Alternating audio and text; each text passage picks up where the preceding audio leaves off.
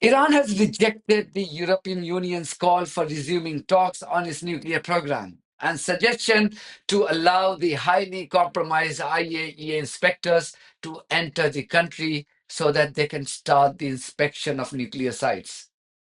The development comes amidst Iranian President Masoud Pezeshkian formally ratifying the parliament's decision to cut off ties with the international nuclear watchdog.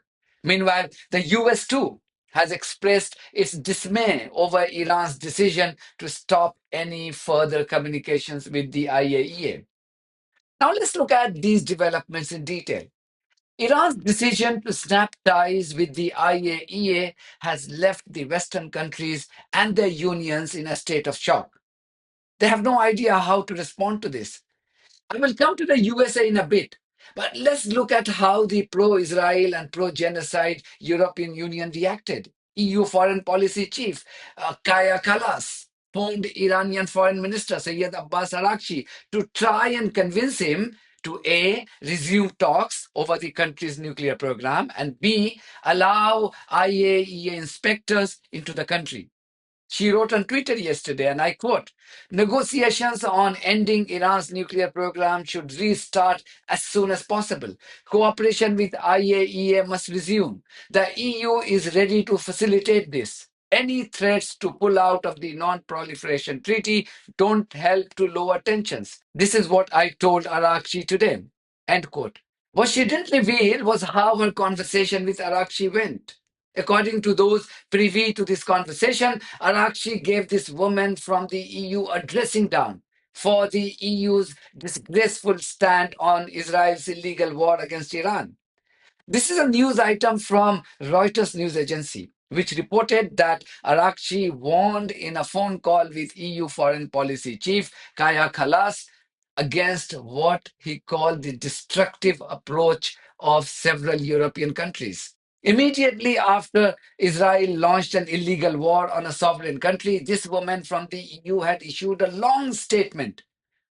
In her statement that you can see on the screen, she had refused to condemn Israel for violating international law. Instead, she had written this, and I quote, the EU reiterates its strong commitment to regional security, including the security of the state of Israel, and calls on all sides to abide by international law, show restraint, and refrain from taking further steps which could lead to serious consequences, such as potential radioactive release. End quote. Can you see her utter dishonesty? She was still concerned about Israel's security, even though the settler colonies' illegal action had threatened the security of Iran and caused widespread deaths and destruction in the Islamic Republic.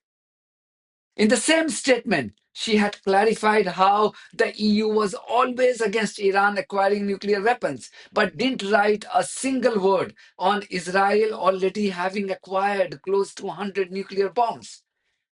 Iran has been cooperating with the IAEA all these years and has even been a signatory to NPT. Iran has not launched any attacks on any neighboring countries. Israel has violated all those provisions and has attacked several countries in the neighborhood and has been carrying out the genocide of hundreds of thousands of Palestinians for last 21 months. Israel, on the other hand, has also refused to join the NPT. And yet, this woman was lecturing Iran right in the immediate aftermath of Israel's military transgression against Iran. She represents the same EU, which has been an active participant in Israel's genocidal campaign in Gaza. Now you understand why I have referred to the EU as a pro-genocide entity?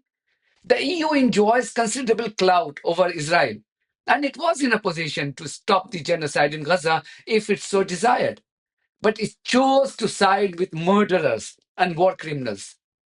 After all, this entity is headed by another disgraceful woman called Ursula von der Leyen. Do I need to say more?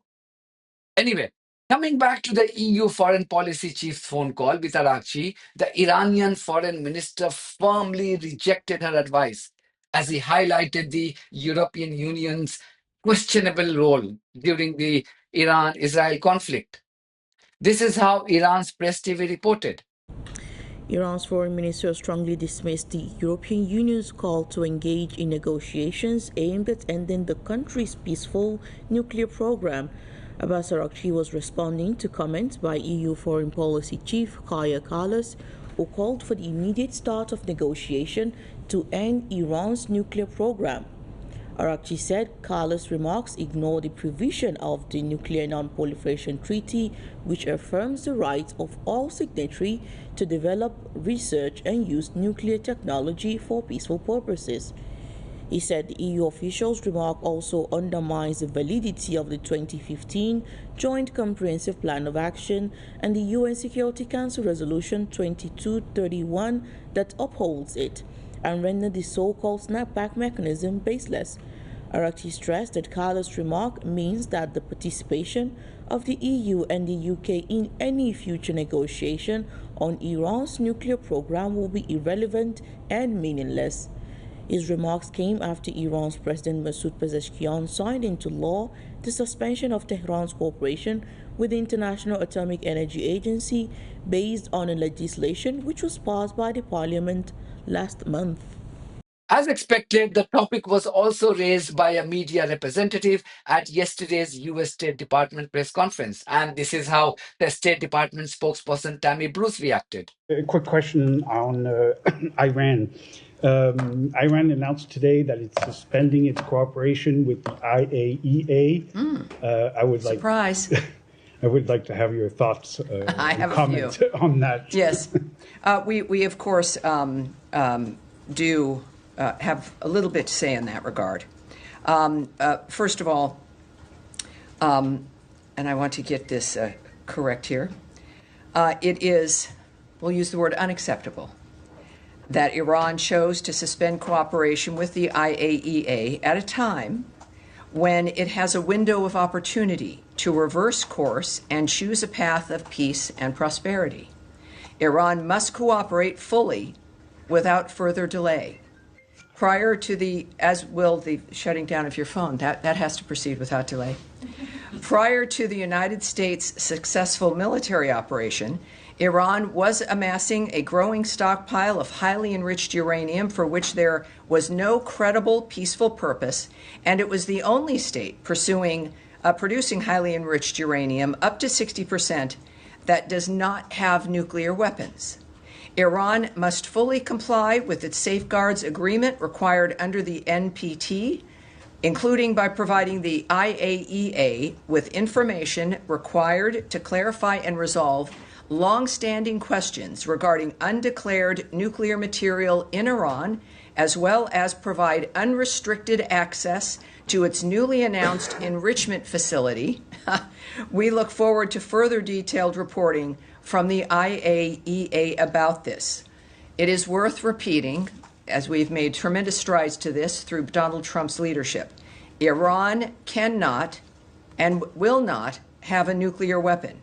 The President has said this repeatedly. The Secretary of State has said this repeatedly. We have repeated it from this podium. And at this juncture here, it is, of course, again, unacceptable that Iran is choosing to suspend cooperation with the IAEA. I'm not surprised why no one asked this woman why this is unacceptable to her and to her country. Didn't Trump tell the world repeatedly that he had completely obliterated his word, obliterated Iranian nuclear facilities? So what is left to be inspected now by the IAEA? Why this desperation? The US, the UK, and the EU must realize that Iran is not a bunch of unarmed and defenseless Palestinians living under Israeli occupation in Gaza and the West Bank. It's a sovereign country with a powerful military and deadly ballistic and hypersonic missile program. Who would know this better than Israel themselves? Many believe that Iran should go a step further and withdraw from the NPT.